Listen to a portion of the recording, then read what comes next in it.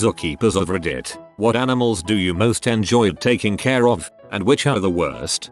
I did a behind the scenes article on a zoo once and spent time with zookeepers and vets, a really chilled conservation trust in Jersey, Channel Islands. The lemurs were not kept in cages because they needed space to roam from tree to tree. The zoo figured out that they had their area, that was home, but they were free to leave anytime they wanted. There was nothing to stop them wandering off. They didn't leave, they were happy there, apart from the father of the group who would, about once a month, decide he needed a break from the family and head over, about 400 yards, down the road to the pub. They would get a call from the pub saying that the furry little guy is hanging out in their garden again. Most of the time he'd just wander back.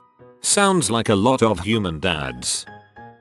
My sister is a zookeeper. We asked her and her keeper friends which animal they would least like to be trapped in a room with. They all immediately, unanimously, agreed on one animal, chimp. As one keeper put it, if a lion gets out of a cage, I would run and help the public and other keepers. If a chimp got out of its cage, I would run to my car and drive away. A friend of mine once did a painting job at Monkey World. His words were, if there is ever an apocalypse, I am driving back there and shooting all of the fricking apes before they get loose.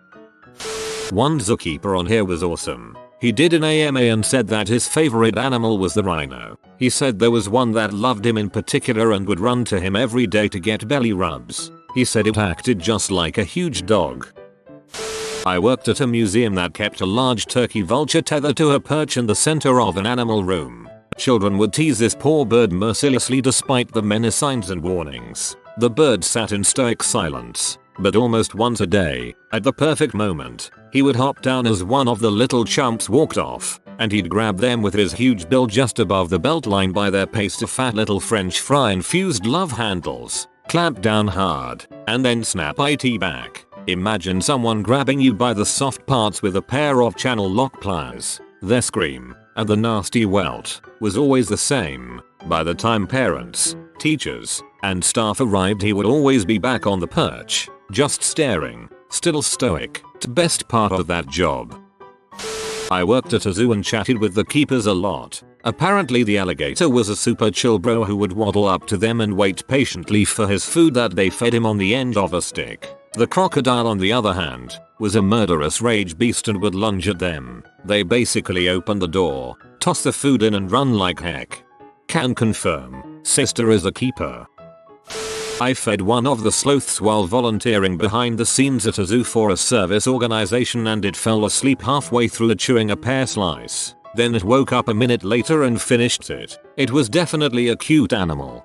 I went to a sloth demo where the guy talked for 30 minutes about sloths. It was cool. The sloth was really active, moving back and forth on this bridge they had set up on the stage. The guy was like, "This is the most moving you'll ever see out of a sloth. This is a sloth on fire." Sloth on fire is a term that I love. I volunteer weekly at a rescue center for birds of prey. I avoid the bald eagles unless absolutely necessary. Even our resident birds, which are non-releasable and some of whom have been in our care their entire lives, are the worst. They are scared of everything and very finicky. We spent 6 weeks last summer adjusting one to a cart. It wasn't just when it rolled by. He couldn't stand any of the new carts just sitting there across from his mew. We used a grunt to update supplies, including 8 new great collapsible rolling carts. We use them a lot, especially when we take birds off site. Apparently a bird thinks your product is a rolling death machine isn't a suitable reason to return something. Other things bald eagles hate: water hoses, being carried or unraveled, the sound of rakes on gravel, buckets up until 5 gallons. Those are fine. Plastic bags, unfolding newspaper, shoelaces, key rings with 6 to 15 keys. Under-over seems to be okay. Birds I love. Peregrine falcons are straight up baller. Maybe we just have some amazing ones, but dang if these guys aren't the greatest. Nothing spooks them. Not overly aggressive and tolerate a lot, especially during camp season. Also incredibly smart. They learn routines very well and seem to be very perceptive. We try and train all resident birds for their safety and our own. For example, most of our animals have to go to a specific perch and display a desired set of behavior, equivalent to sitting quietly, before we drop food. By far these guys are the fastest to pick this and other behaviors usually, and the best at complying. Barn owls. We don't get too many and only have 2 resident birds, but I love these guys. Very quiet and pretty tidy compared to others who destroy everything. Bald eagles. Bonuses. Cheetahs are the most disgusting of all the big cats. They destroy everything in their enclosures and will sit and roll around in their own mess. Zebras are dongs. My family recently had a private tour of a marine research facility, and the keepers there referred to the juvenile sea otters as chainsaws with fur. Think it was BBC Doc where they had footage of otters killing a caiman. There's even old folklore of giant king otters attacking people, which I'm wondering might have some truth. I love our opossum. She's like a cat, very friendly. I don't like tarantulas. Too fast, unpredictable in their movements. Got a friend that says the giant tortoises are dongs. Once he goes into the enclosure, they block the doorway so he can't get out, all while nipping at him. My mother helped out for a while. She loves donkeys, and even seeing them every day didn't change that. For her, they are the cutest thing alive. The way they flatten their ears for a head rub, just a big old group of happy little eeyores. Walruses for both. Love them for their personalities and hate how much they eat. And they always have poop parties right after you clean their pool's decks. And they're so good at busting myths. I know the people who run the capital of Texas Zoo. They have lions, cougars, monkeys, birds of prey, kangaroos, you name it. The ones everyone is scared of, the fosses. Fast, violent, with sharp teeth and long claws. I've seen them feed the cougars with their bare hands. They feed the fosses with a claw grabber and don't get within 3 feet of the cage. If Madagascar taught me anything, it's that fosses are dangerous. Foxes stink like a kitty pee skunk baby, but god are they cute and so fun to work with. Seriously never met a fox I didn't love. Kitty pee skunk baby is gonna be the name of my new band. The zoo I worked at, I liked the lemurs and tortoises the most. Lemurs are the only primates we had that would just chill and let you give them pets. The tortoises have a lot more personality than you'd expect, and their lab-bored enthusiasm to see you was quite charming. Frick baboons and spider monkeys. So much crap, so much pee, so much anger and hatred for everyone and everything. Got too close to the cage once and a spider monkey ripped out a chunk of my hair and pee on it before throwing it back at me. At least it was kind enough to give it back. Former keeper aide here. My favorite animal was probably the tamarins. There were very few animals that I didn't love to be around though. Least favorite was the crickets because their enclosures always smelled bad. I just have tiny crickets for my pet frogs to eat, but they smell so bad. There are all these people saying crickets are the food of the future, but I don't know how I could eat something I associate with that smell. Tapir are pretty chill animals. They love being scratched like dogs and will flop on the floor for you to scratch their belly. Cockerels are the devil. I worked at a small private zoo for a while. The worst animal was the fanged deer. You don't expect much since it's only a foot or 2 tall, but it took a nice chunk out of my calf muscle on my first day working there. The large birds, sandhill cranes, especially, were a bit spooky, since they were in large free roam pens with a lot of vegetation, and most importantly, were tall enough to stare you in the eye more or less. Serious clever girl vibes with those.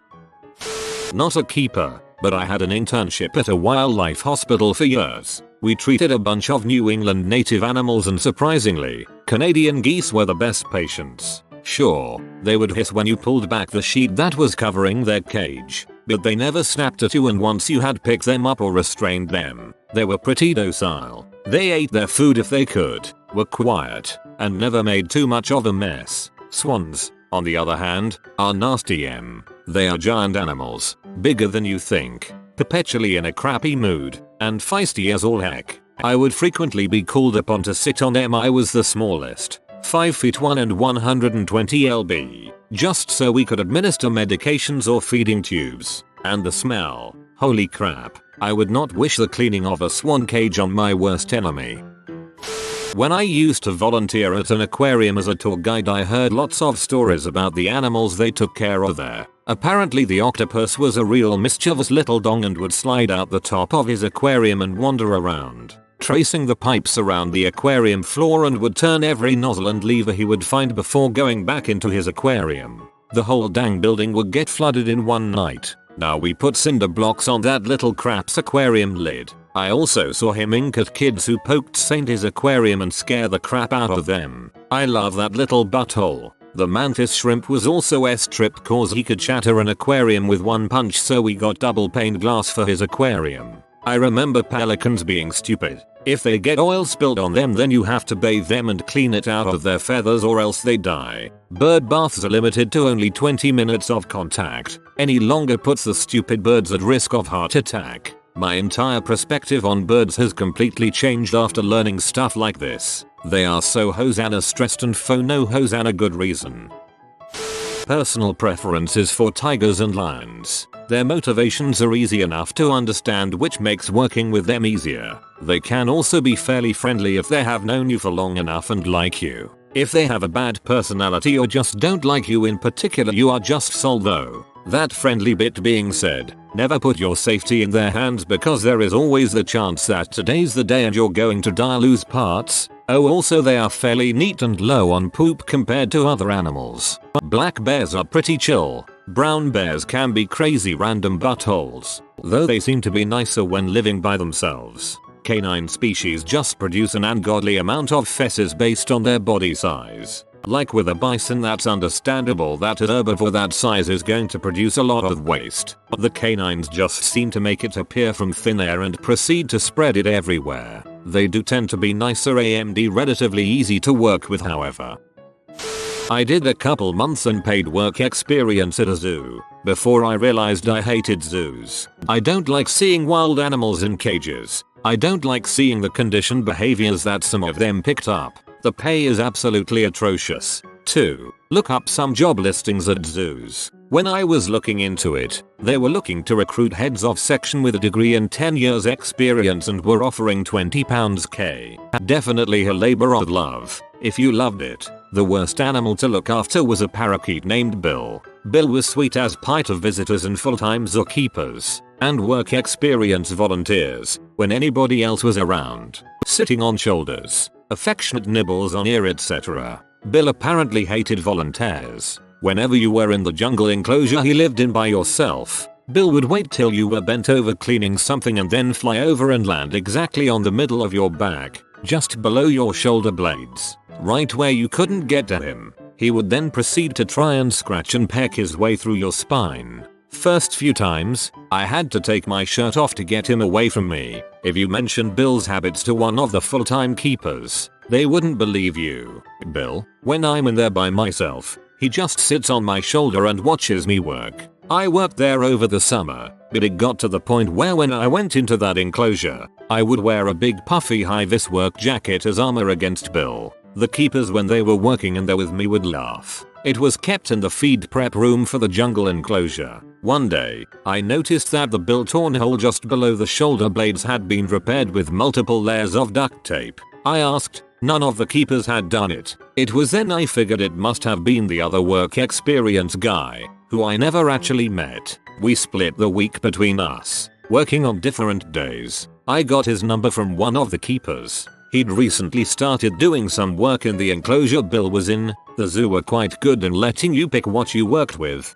Only the large primates and the big cats were off limits, and he'd initially wanted to work with the elephants before changing his mind. I was interested in the small primates, some of which were in with Bill, so he'd never been into Bill's enclosure before. His second day in there, he started wearing my Bill armor. Bill apparently hated volunteers. Bill the parakeet has contempt for people who don't make money.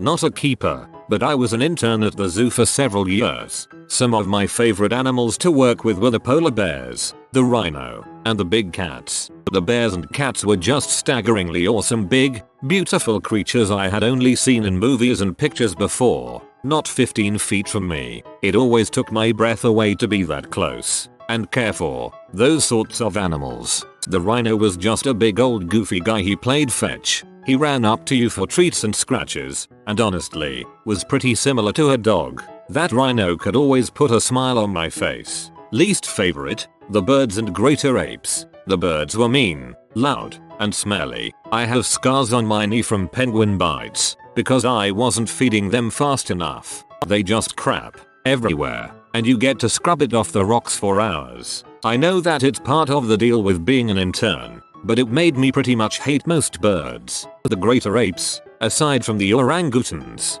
just scared me. They are smart, stronger than us, but lack the compassion and humanity we have, and you know it when you work with them. If there was ever an animal I was truly afraid of, it was the chimps. I flat out refused to work with the mandrills after the first day. That being said, the chimps bonded incredibly well with their actual keepers, and more than once came to keepers for comfort. At one point, our male chimp got out, was stuck in a tree, and his keeper went out and held hands with him while leading him back to the enclosure. That poor man had to take 2 weeks off to mourn when that chimp passed away a few years ago. They were that close. Volunteered at a zoo for a few years. The giraffes were the easiest cleanup, except for rainy days. The lemurs were sweet and you could feed them by hand, either by putting food in their faces or in their little hands. The barnyard animals were fine, although the sheep would walk uphill from me and boo at me like Welsh nightclub goers. The camels were chill. No, they don't spit. The ones there never spit. I was told that when you beat them or terrorize them, they will vomit on you. That's what's called spit. These guys never had a bad day. The worst was an elephant with PTSD. She tried to murder several keepers and would throw rocks at me while I observed her and her crew. I'd hold a clipboard and do observation. The chimps were the most dysfunctional family I'd ever seen, and I grew up in Mafia Brooklyn. They had a bobcat who spent his day napping. I liked him and noticed the keepers had no problem going in the cage and tidying up around his sleeping form. He'd get up for chow and to play with some toys and then go back to sleep. Not a zookeeper, but when I was in high school the seagulls would attack people during lunch. Our school was like a small college campus. They would fly in by the hundreds from the middle school a few miles away because we were disgusting and left trash everywhere. They knew when our lunch period was and came every day. At first we tolerated them and they would generally avoid people, but then they weren't afraid of us anymore and were more of a cleanup crew. After a year of this they began to harass people for food, so we fought back swinging our sweaters and backpacks at them. No one ever got one. And for some time there was a sort of cold war where the birds would just watch us eat and surround the schools but would never come down until everyone was back in class. Human-bird relations were finally broken when they carpet bombed the entire school, Pearl Harbor style. Fesses rained down on people as they ran for what little cover there was. My friends and I watched in horror from one of the few places that had cover as people became peppered with white shot. The bathrooms were jammed with people lining up to clean themselves while others left entirely. We didn't go outside for weeks until the horde moved on. TLDR, clean up after yourselves or the gulls will come. Not too long ago I read an account here by a poster who'd been at the beach with a friend when some woman showed up with a photographer and annoyed them by posing for a bunch of nude pictures. Her friend threw a pizza crust at her and she was swarmed by seagulls. I'm a vet student who's worked everywhere from cats, dogs at your standard small animal practice, to petting zoos, stables, and even big cats and monkeys in wildlife centers in Bolivia and Ecuador. Only animal I've ever feared working with were the fricking rabbits at the petting zoo. They got handled by so many children they had developed a rabid hatred of anyone who went into their enclosure because they knew what came next. Was only there for a couple of weeks but got bitten more times than I can remember. Kevin James is hands down the worst. Every night he breaks into every single enclosures to ask the animals for dating advice. Then he pees all over the place. Frickin' ostriches, man. They used to chase me around all while doing their mating ritual dance, with the occasional jab from a beak. I could go on and on, but long story short, ostriches are C. Not a zookeeper, but I once helped take care of elephants at a summer camp in Florida. We made toys for them, which mostly including giant leaf balls covered in peanut butter and assorted nuts or fruits. Watch elephants scramble around it frantically licking the ball as it rolled around in the dirt was quite an experience and had to be one of the funniest things I have ever seen. Love those big beasts.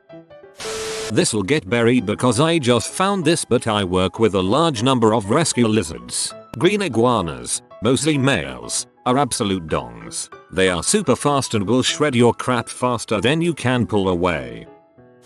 I volunteer at a wildlife rehab center, and my favorite animals are definitely the barred owls. There was one who was blind after being hit by a car, and he was the sweetest bird I've ever met. Instead of being put in a carrier when his cage was cleaned, he was free to walk around on the floor, and would usually find a little perch to sleep on while he waited. I miss that bird. Obligatory not a zookeeper, but my answer for both are horses. I was a ranch hand for 2 years in college, and discovered you could tell a horse's personality and intelligence by how they kept their stall. Dirty and disgusting stall typically means the horse is in butthole and doesn't respond well to direction. We also housed others' horses, and if you're wondering, ponies all have a Napoleonic complex and are dongs. Also, I can never eat A1 steak sauce again because of that job. TLDR, don't be a ranch hand, kids. Zookeeper here. I have had many close calls. The zoo I work at, not to be named, treats its animals with the utmost cruelty. Small cages, lack of food, using the wrong food, and only offering the minimum necessities. One day, my co-worker and I were in the lion pen to feed only the male, who gets fed twice as much as the females. What we didn't know was that the previous shift forgot to feed the females. We were instantly surrounded. There's nothing more terrifying than being surrounded by a pack of lions licking their chops and staring into your soul. As someone who had a contact within the industry die when a big cat mauled him during a feeding and he wasn't even fully in the enclosure, this makes me furious. I interned at a zoo last summer as a vet tech and a keeper. I was able to work with the kangaroos, wolves, coyotes, eagles, Andean condors, as well as the farm and education animals. One afternoon, another intern and I went to go clean and feed the condor's enclosure. These birds are like 3-foot tall vultures with a decent size wingspan. In order for us to go in, we need to get the male into his indoor enclosure because he can get aggressive. However, the female is quite tame. This task alone can be hit or miss, depending on how he feels. He is pretty smart, so we have to open it up and sit on the other side, enticing him with some raw meat or fish while calling him in. He will slowly walk in front of the indoor enclosure eyeing us and the meat. Some days he will perch on a big rock that is sitting directly in front of the indoor enclosure, knowing there is food there, but still ignoring us. Luckily, this particular day, he decides to come in, and we close him off. Then we head in to clean the outside exhibit, grabbing our tools and trays of meat. As we are finishing up, the female condor decides to accompany us to the door while we are exiting. She then finds my co-worker's phone in her back pocket to be very interesting. She then latches onto the back pocket, and I start to grab a rake to try and sway her off of my co-worker, all while the co-worker is starting to freak out a bit, slightly trying to get away with this condor attached to her back pocket. The condor does let go soon afterwards and we laugh it off once the adrenaline wears off a bit. I'm not a fan of the reptiles or cockroaches that I had to feed, and the small mammals weren't my favorite, but I like the ferrets, and the 15 goats we had pooped a lot. Maybe I'll think of any more stories, but I had a good experience at a smaller zoo for that summer.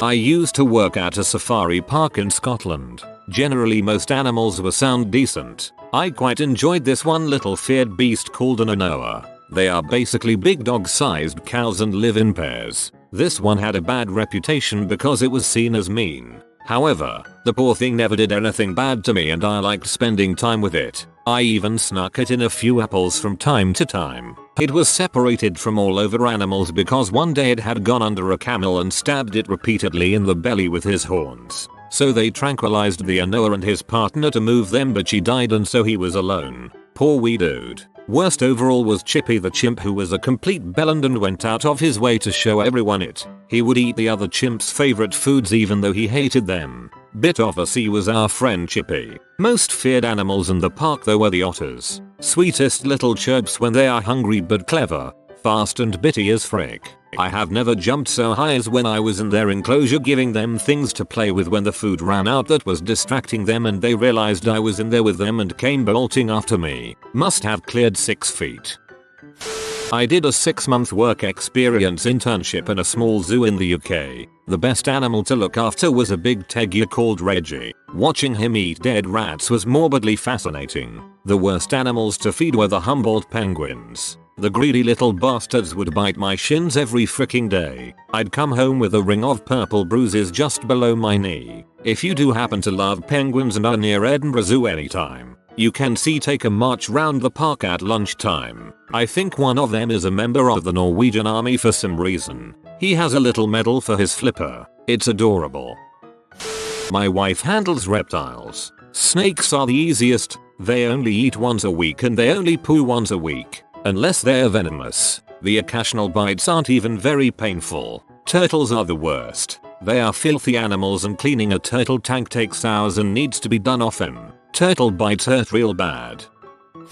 Got a zoo experience for Christmas where I get to look after meerkats for a bit. Any zookeeper willing to say what they're like? If you are new to the channel, you can subscribe. I publish new videos every day.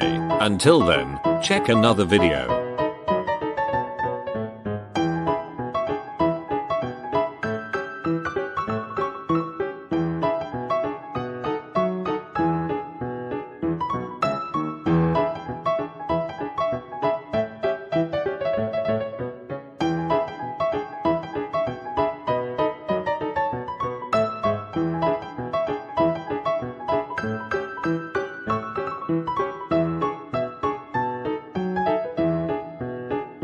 Bye for now.